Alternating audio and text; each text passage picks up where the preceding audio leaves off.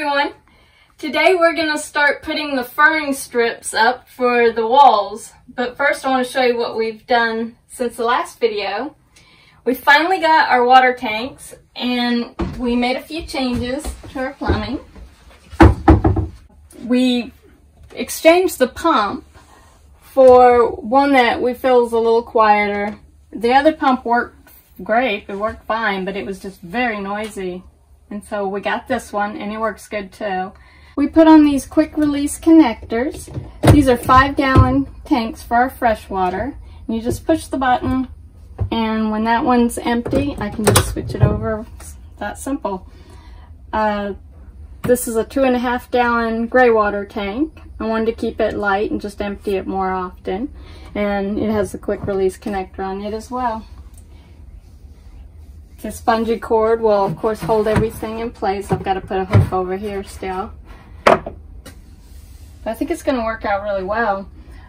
These, I'll pull this one out since it doesn't have any water in it yet. Just unscrew. And you can see here how we connected the hose. But I think it'll be pretty easy to maintain that way.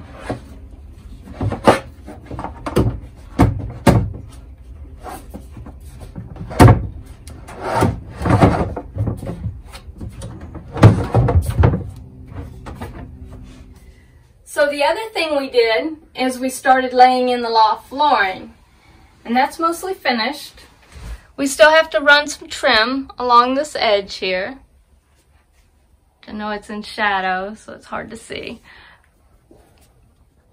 I think it looks pretty good. It's the same flooring as what we did down below, but we laid it in just a little bit different. We removed the underlayment that is on the floors themselves and then laid this down with a high heat adhesive. We did not want this to shift around at all. And it can get kind of warm at the back, so we thought it would be important to just stick it down. And we're also going to put some screws on the corners of these just to reinforce them. Okay, so we've measured out where the furring strips are going to go.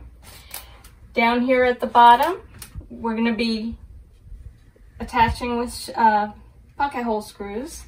And then at the top, we're going to be using these number 8 1¼ inch self-drilling sheet metal screws and liquid nails. These are the strips that will be going along the driver's side. And Kevin cut them to size already, and I went through and put a mildew resistant paint on all of them.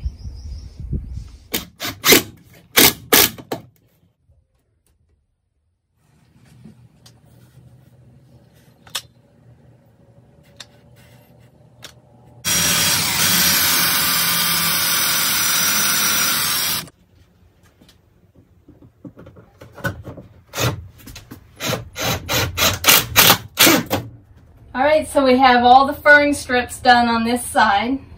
We ran into a little problem over here, which took us a lot longer than we anticipated, because this actually curves here, and you can see there's like a gap here where I can stick my hand. We needed to have a furring strip here.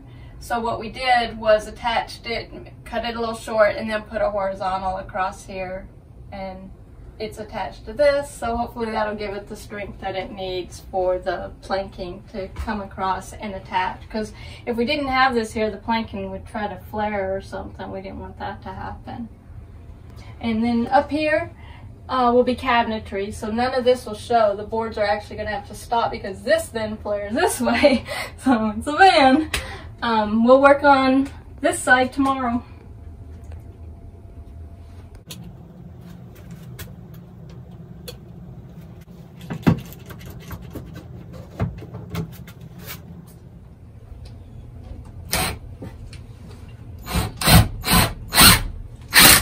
So we finished the furring strips on this side, and they went in just like the ones over here. The only difference is we put a horizontal across this way over the door. So now we get to start putting up the wall planks. It feels like we were never going to get to this stage, but we're not going to insulate. We decided not to do that, and the reason for that is that I'm only going to be traveling in the van about 4 to 6 months out of the year, and I'm going to be avoiding those extreme temperatures. I'm traveling with the weather. If I get caught in temperatures, you know, around 30 degrees or so, I know I can handle that with just the camping equipment that I have. I'm equipped to handle cold weather, sleeping bags, and that sort of thing. But because that's the way I'm using the van. It's like a camper van when I'm traveling, and then as an art studio here in Florida the rest of the year. And I want that heat to escape anyway. You know, my goal is to keep the temperature in the van the same as the temperature outside of the van, but provide some shelter from rain and wind. So I'm excited. This is actually coming together now. And hopefully this pandemic thing will pass and parks and things will open up and I'll be able to get on the road.